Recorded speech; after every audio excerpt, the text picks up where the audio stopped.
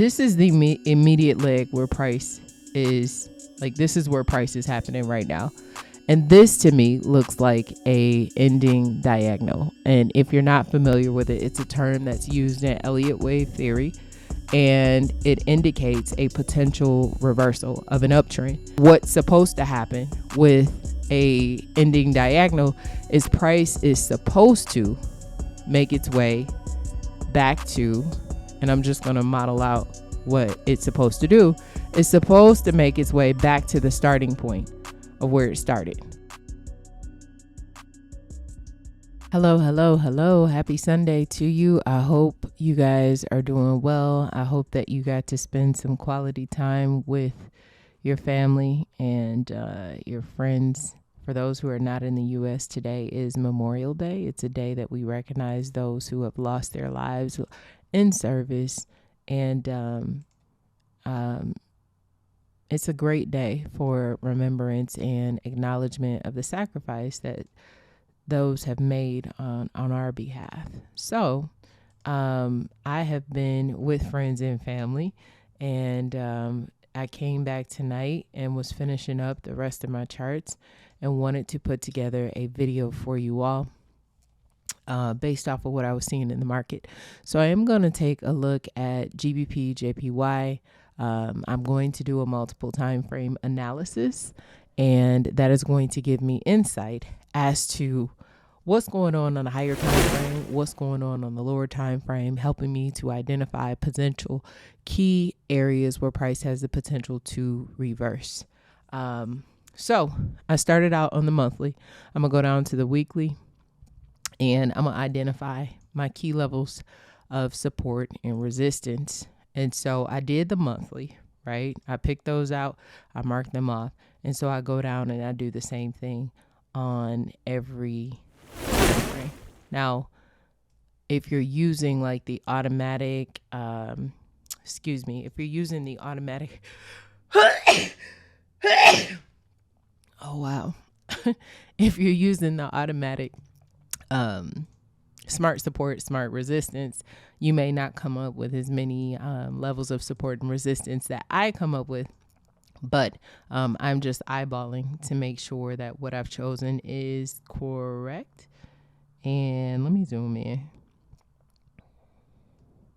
But when I first started doing this, I was using smart support and smart resistance. It kind of helped me figure out what was going on, where I needed to place my levels, and what levels were really where I saw price have a significant reaction. And so that is what I am doing here on the weekly time frame. So I found all my levels. I'm going to go down to the daily. And guess what? I'm going to do the same thing. Look what price is doing right up against this weekly resistance level. I can't help but notice this here. I know, when was this? Back in April, we sharply rejected, and I thought we were getting ready to see price drop significantly because the yen has been on like the bullish trend for a while. I'm trying to go back to the bottom. Oh, it's been over 4 years. So at the start of the pandemic is when we start to see the yen significantly weaken.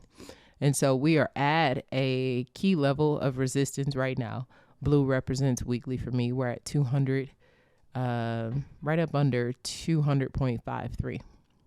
So I'm going to keep going with my analysis. I'm on the daily now, so I'm going to change the color. And I color code just to make sure that, if I'm on the go, I'm able to easily pull up and see what's going on, where I may not have access to a computer. And, let's say I get an alert that price is crossing a key level. I want to be able to identify what's happening. So I color code my levels just to give me a little bit of insight into that. So I've got a few more. And like I said, I'm probably going to have more than what you guys have, which is fine. Because if you look how far I am away from price, this is like long term. I'm going to leave my chart up for a minute and I'm going to let this thing go. Okay. So I think I'm good there. I think I just got, I don't think that's lower that one is though. Okay. So now I'm going to go down to the 4 hour. Now, as a swing trader, the 4 hour is like the level where I typically stop. Now, sometimes I will go a little bit lower, but for the most part, because I am looking for those longer trades, I'm going to stop around the 4. Now, when I go in for my entry, I am looking for a lower time frame. Like, I don't take my entry off the 4 hour. But I would advise you, if you want to know a little bit more about how I approach the charts, I would encourage you to sign up for the no-cost mini course. It's going to give you a lot of insight into how I look at the market and how I approach the market. So, okay, I'm on the 4. And I'll tell you what I think I see here. This looks like, to me, an ending diagonal. But we're going to go through, we're going to analyze with the Fibonacci to see what we also see on the higher time frames. But just looking at how this is forming, it looks like price is losing a little bit of momentum. It's slowing down. But we'll see what the market is doing. Okay, so I think I'm done. Hold on. I might got one more level. Okay, so we've done the 4. Now I'm going to go back to the 1 month, the monthly. And I'm going to go to the lowest point of this most recent trend. And I'm going to grab my Fibonacci tool. This can be done manually or with Smart Trader. And I actually, I messed up. I actually encourage people who are new to do this manually. And I deploy the fib. And if you don't know anything about fibs, how they work, how to use them, go to the mini course. You'll get some information about that there too. And what this is showing me is that this was the last active fib. We hit the extension back in December or October of last year. And what's forming or seems to be forming right now is a setup where price is so moving at such a pace and such a high momentum that it did not even get like a real pullback, right? When I say a real pullback, it pulled back to 23.6, but then it took off and kept going. So in the higher time frame, to me, I would anticipate at some point that we may see a breakdown, but what has me a little bit concerned is this strong level right here, right? So let me zoom in. So we got a monthly level at the 23.6. We got a weekly level. We got a daily level. So I would like to see a deeper pullback, but I wouldn't be surprised if, we played at this weekly level for a little while, or potentially even break above it. So technically looking at this, what I see is the potential for a pullback, at least to the 38.2. Which is 174.70, but that's on a monthly time frame. What I want to do is keep drilling down because it could take forever for that to play out. So I'm going to go down to the weekly. I'm going to find what it is that I can get into now. So I'm going to go back to the lowest point, which was May of 2020. March of 2020. I'm sorry. And so we have the similar setup on the lower time frame. We have that B high that formed. We had a very shallow pullback, and then price is approaching or at the weekly resistance level. And so same thing, I would see the potential for a potential reversal, right, to at least the 38.2. But there could be potential for it to come back just a little bit deeper. Looking at structure, I see that this was once a resistance point. And if you know much about trading, you know that price will break through a level, come back down, retest that level before heading back up. And so that 38.2 zone falls right along just about where the 50% Fibonacci level is. And if you don't know anything about Fibonacci basically tells you where to get in, right? So your pullbacks are your entries, and your take profits are your extension levels, and that's what this is. So everything in between A and B is the entry. Everything outside of A and B are the take profits. And theoretically, they're color coded because if price pulls back to a red level, you anticipate that you're going to take profit at a red level. If price pulls back to a blue level, it's anticipated you're going to take profit at a blue level. So on the weekly, we got the same setup that we have on the monthly.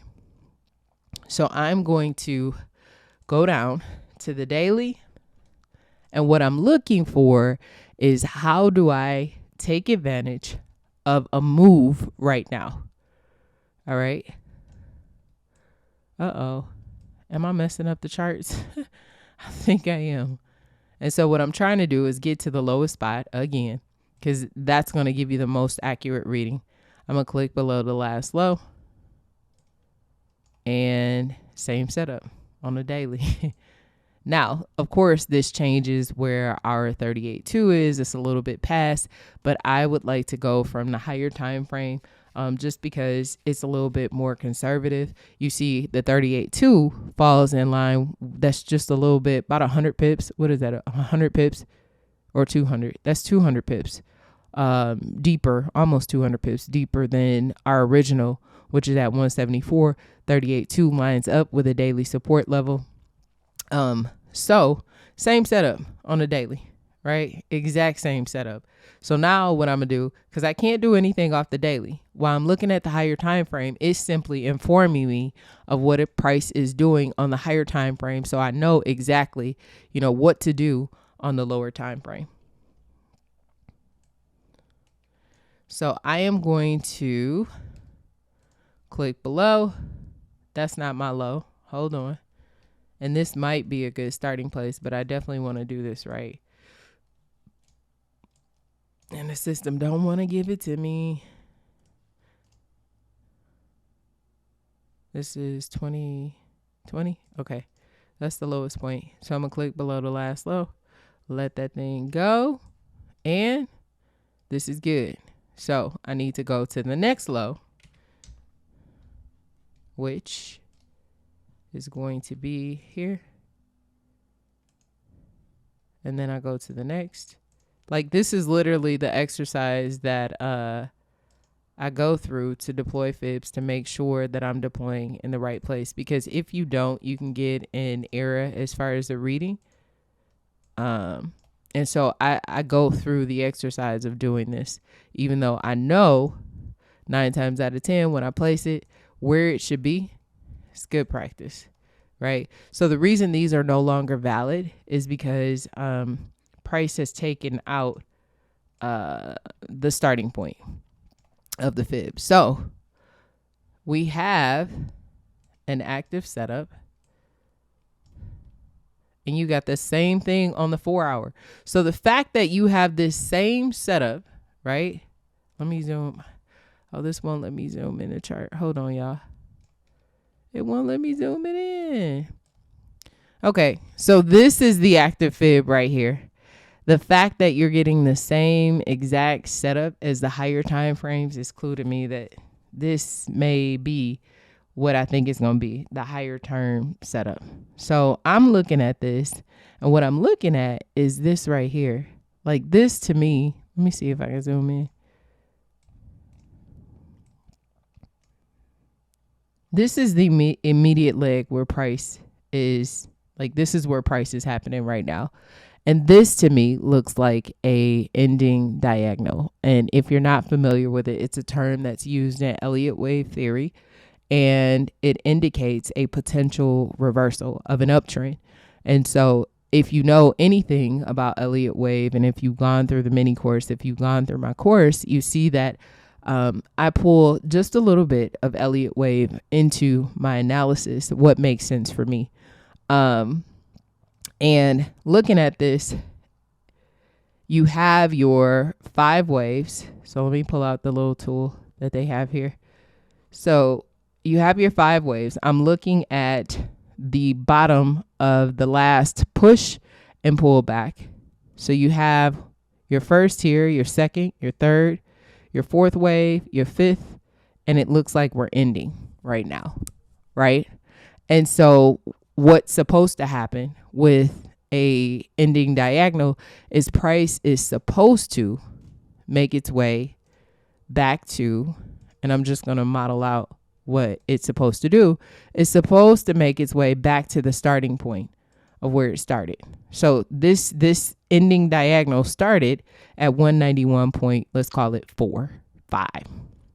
So it is my thought that if this truly is what I think it is, and price does not break above this weekly resistance level at 200.53, that we could see a potential drop to 191.4, which would ultimately give us roughly 900 pips to the downside. But then you got to think about it. On the higher time frame, you have potentially higher than that. So if we go to even just the 4 hour, we'll stick to the 4 hour, right? Excuse me. We'll stick to the 4 hour. If price has lost momentum, and this is the reversal that I think it may be, then we have the potential to travel 15, let's call it what it is, 1430 pips, 1,430 pips to the downside before we will begin to see what price will do. So you're probably like, okay, Casey, but how do I manage this? How do I look for a potential entry? Well, I think the important thing here is that we're at a significant resistance area, which is weekly resistance. The higher the time frame of the level of support or resistance, the stronger that level is. And so I would be interested, and you ain't got to do it. I would be interested in looking at this for a potential sale. Now I drew out my, and I'm just drawing so you know what the ending diagonal looks like, but I would be interested in a sale. These trend lines on the candles that I drew, that gives you an indication of, okay, this may actually be that ending diagonal. So in order to monitor a potential entry, I'm going to zoom in, and I'm going to take this off now that you guys have seen what it is that I'm looking for. And I'm going to draw my trend lines just how I always draw them, right? And in order for me to take advantage of what's happening, now I do have to go down to the lower time frame, because I told you before, I don't take entries off the higher time frame, not even the hour. I take my entries off of the lower time frame, and I'm looking to see where this is. Okay, I'm going to double check this just to make sure I drew this right. No, I got to go down. So let's go to the 30-minute. And I'm just drawing the trend line from the last touch that I have here. Ooh, and the system don't want to act right today. Okay. Let me go down one more. And then let me draw. So we got, hold on. And I'm actually going to move this because it may not, it has it farther out than what I have it. Okay. I'll adjust just a smidge. Let me back up. Oh, now it doesn't want to act right. Okay. What I also want to do here too is I want to see the fib and if it's reached the D extension on the lower time frame. So I'm gonna put this. Oh yeah, I see what I did wrong on this one. I need to pull this out. And that's where the computer was drawing it. Oh, you got the same thing on the 15. So you have even just a short term, if you weren't even looking for anything long term, this is the setup. You against weekly resistance, right?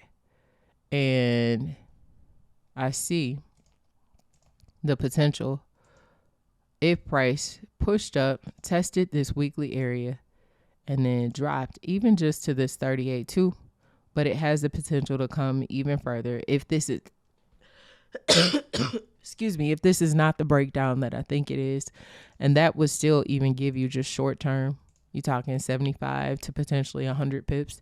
If it made a deeper retracement and looking at structure, you know, I could see price coming. to this level here. Because looking at past resistance, and you know, past resistance becomes future support. So 75 to 100 pips to the downside. But what I'm looking for is I'm looking for a break, ideally before a long term, before this signals to me that this is a longer term setup than just this short setup that I show here. I'm looking for a break on this outer trend line right here. And so to me, the most potential simple setup, and it looks like price might be, oh, I can't do a smart fib because it has not formed a swing low. And if you don't know what swing low is, go to the no cost mini course. So I'm gonna manually draw this. So it may just be pulling back, and this may be another entry at this level because price is at the 618 to head to the downside. So this may be a good opportunity for an entry to the downside. Now, what I'm gonna look at too is my stochastic, if I could talk, my stochastic oscillator in order to see where volume is. Like, are we oversold, or overbought, on GBPJPY, on not only just the lower time frame, but what does the higher time frame tell me to, and then determine a potential entry. But looking at this, I think now is the most risk-free potential entry. And if I'm probably going to enter a position just because this offers to me a low risk setup. And I'd be looking at probably placing my stop just above weekly resistance. And we're going to turn that red. I got to draw out the setup so y'all can see it. And then I am going to draw out the short term. And I don't even think I can show y'all because it's such a long potential setup. So if price did push above, but what looks like is happening to me, you got a lower, it looks like a low that's forming on the 15-minute, right? But the lower time frame is not as reliant as a higher time frame, which is why I really want to see the break out here. But for the risk to reward that this presents, I mean, you're risking 20, let's call it 25 pips to potentially, if you rode this thing out like a swing, for real, what do we say? On the higher time frame for the entire setup, 1,400 pips. For the short term setup, you're looking at a minimum on the shorter term. So off the 4 hour, you're looking at potentially 300 pips, right? If you keep going up to the daily, the even bigger setup is at least to this 191 level, which I believe is about 800, 900 pips. So I think this presents the lower time frame and where price is right now presents a potential low risk, high reward setup. At most, you lose 25 pips, but I think this is a good potential play. So I'm curious, what do you guys think? How are you playing GBPJPY? How are you going to approach it? And what is your short-term and long-term view? I'd be interested to know. So make sure you leave a comment below. And if this video was at all helpful to you, please consider giving it a thumbs up. And then I try to put out videos on a pretty consistent basis to give you guys insight into my thoughts on the market.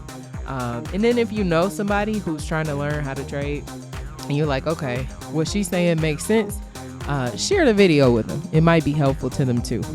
And I'm sorry, my allergies are eating me up right now. My eyes are just, I'm sneezing, I'm coughing, my eyes are itching. But anyway, I appreciate you guys watching. I wish you a very successful week. And I hope you have a great week. Bye.